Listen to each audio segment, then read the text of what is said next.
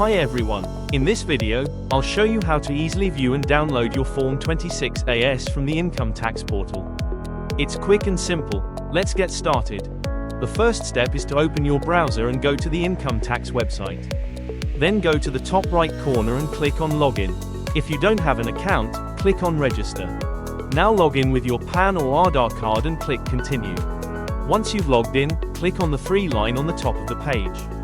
Then click on Income Tax Returns and click on View Form 26AS. A disclaimer will appear stating that you will be redirected to the TDS website. Click Confirm. Once you've reached the TDS portal, click on Agree and then Proceed. Now click on View Tax Credit to view your Form 26AS. Two drop-down options will now be visible. Select the assessment year for which you need to view your Form 26AS, then select HTML as your viewer's option.